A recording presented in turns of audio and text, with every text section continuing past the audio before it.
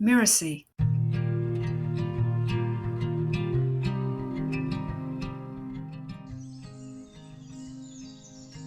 There was once an old nanny goat who had 7 kids, and she was just as fond of them as a mother of her children.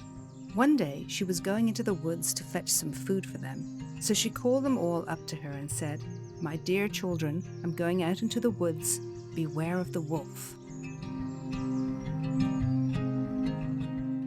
Hi, I'm Lisa Bloom, the story coach, and you're listening to Once Upon a Business. In each episode, we explore a story, a fairy tale, folk tale, or traditional story, so that we can discover the amazing lessons relevant for business and for entrepreneurs. The old nanny goat continued, "If once he gets into the house, he will eat you up, skin and hair and all. The rascal often disguises himself, but you will know him by his rough voice and his black feet." The kids said, "Oh, we will be very careful, dear mother. You may be quite happy about us." Bleating tenderly, the old goat went off to her work. Before long, someone knocked at the door and cried, "Open the door, dear children. Your mother has come back and brought something for each of you." But the kids knew quite well by the voice that it was the wolf. "We won't open the door," they cried. "You're not our mother. She has a soft, gentle voice, but yours is rough, and we are quite sure that you are the wolf." So he went away to a shop and bought a lump of chalk, which he ate, and it made his voice quite soft. He went back, knocked at the door again, and cried, "Open the door, dear children. Your mother has come back and brought something for each of you." But the wolf had put one of his paws on the windowsill, where the kids saw it, and cried, "We won't open the door. Our mother has not got a black foot as you have. You are the wolf." Then the wolf ran to a baker and said, "I have bruised my foot. Please put some dough on it." And when the baker had put some dough on his foot, he ran to the miller and said, "Strew some flour on my foot." The miller thought, "The old wolf is going to take somebody in," and refused. But the wolf said, "If you don't do it, I will eat you up." So the miller was frightened and whitened his paws. People are like that, you know. Now the wretch went for the 3rd time to the door and knocked and said, "Open the door, children. Your dear mother has come home and has brought something for each of you out of the wood." The kids cried, "Show us your feet first. That way we may be sure you are our mother." He put his paws on the windowsill, and when they saw that they were white, they believed all he said and opened the door. Alas, it was the wolf who walked in. They were terrified and tried to hide themselves. One ran under the table, the second jumped into bed, the third into the oven, the fourth ran into the kitchen, the fifth got into the cupboard, the sixth into the washtub, and the 7th hid in the tall clock case. But the wolf found all but one and made short work of them. He swallowed one after the other, except the youngest one in the clock case, whom he did not find. When he'd satisfied his appetite, he took himself off and lay down in a meadow outside, where he soon fell asleep.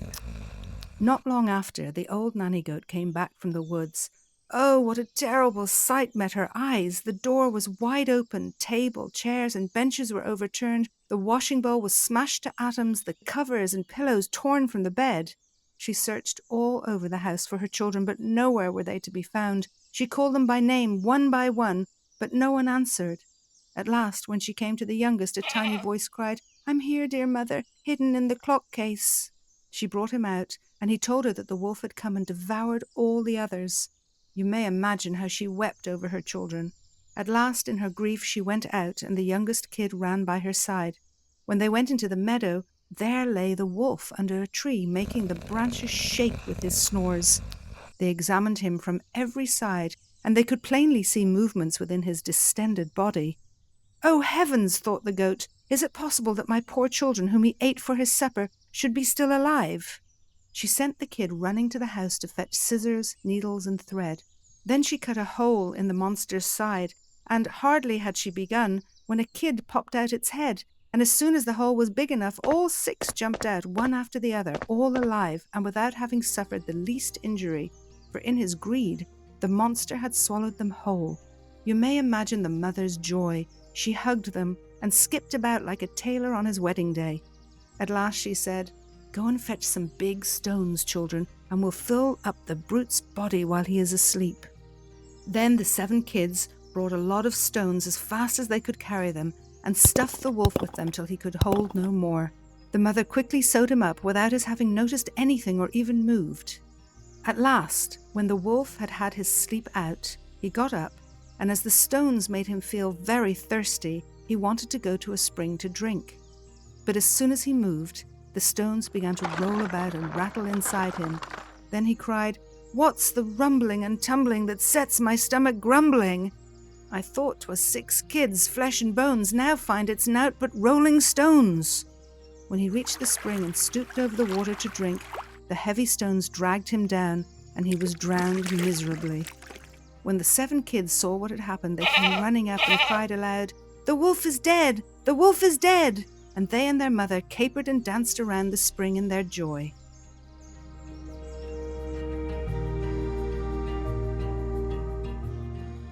This was from the Grimm's fairy tales. This is such a classic fairy tale, similar to Little Red Riding Hood and others, that speak to the typical lessons that children are told they should learn: not to speak to strangers, to beware of the danger beyond, to look after themselves and the home. And yet the story is so much more, and of course has some brilliant lessons for business owners. So let's dig in. One of the main themes of the story is all about vigilance. Be careful of the dangers that always seem to lurk out there, but specifically to beware of the wolf. In fairy tales, the wolf is a powerful and recurring symbol that often represents deception and manipulation, disguising his voice and appearance to lure the innocent into a trap. From a business perspective, the wolf can stand for the person or entity that uses manipulation, false promises, or unethical tactics to achieve their goals. I think we've all met wolves in our life and business, right? The wolf's insatiable appetite is interesting to me too. It's not enough for him to eat 1 or 2 of the kids. He needs to eat every one of them, or at least all that he finds. And he eats them so fast that he can't even digest them. Good for the kids, not so much for the wolf. This is some kind of hunger. It reminds me of how we sometimes speak about the entrepreneur or the rising star in a company, that they're hungry, so hungry that they'll do almost anything to succeed. This is usually seen as a positive, the kind of drive necessary to advance or to do the impossible.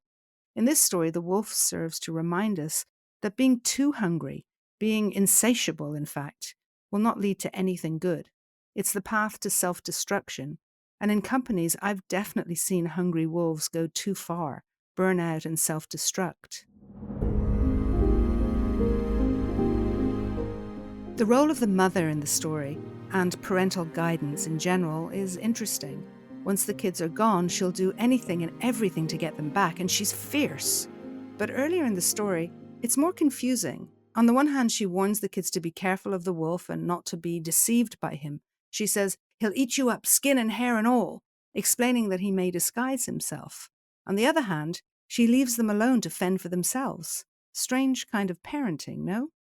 My sister and I often joke about our parenting style as being mindful neglect. We're big believers in helping our kids be independent.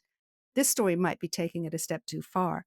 I'd like to think that if a vicious predator was likely to knock on my door, I wouldn't leave my kids alone for a second. That fierce mother energy is not unfamiliar to me. I think this speaks to that interesting line between advice, warning, and independence. As a parent, we need to let our kids experience what shows up and make their own mistakes. In business, we should work with mentors and coaches who will give us the guidance and the necessary warnings. But at the end of the day, we do need to forge our own way, making mistakes and experiencing failure too. The end of the story is happy, if a little grim. The nanny goat cuts open the wolf to free the kids and fills his stomach with rocks that make him thirsty and drown him when he leans into the spring to drink. And of course, the innocent kids are free. Justice is served.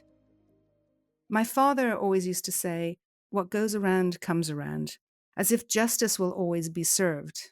In hard times, I find myself wondering if this is true. There seems to be so much injustice in life and business that it can be hard to stay optimistic. I think this story is a reminder that there is indeed justice and fairness. The innocent will be saved, and tactics of manipulation and viciousness will not win through. Perhaps that's one of the reasons we need these stories, because it can be hard to remember these important lessons. One final thought about the story occurred to me. As an entrepreneur, You need to discover a new world, something that others can't or won't see. And it requires you to be daring and brave and to take risks. Sometimes you need to go out and meet the wolf, not stay behind closed doors afraid of the dangers that are out in the big wide world. Instead, to gather yourself, your wits, your courage, and your creative thinking, and to face the wolf. You may need to outwit him, or you may have to fight him. But either way, if you face the worst possible thing without being manipulated or devoured, you will surely rule the world. I'm Lisa Bloom, and you've been listening to Once Upon a Business. You can find out more about me at story-coach.com. That's story-coach.com. Once Upon a Business is part of the Mirasee FM podcast network, which also includes such shows as Just Between Coaches and Consciousness Explored. To catch the great episodes that are coming up in Once Upon a Business, please like and follow us on Mirasee FM's YouTube channel or your favorite podcast player. And if you enjoyed the show, please leave us a comment or a starred review. It's the best way to help us get these ideas to more people. Thank you. We'll see you next time.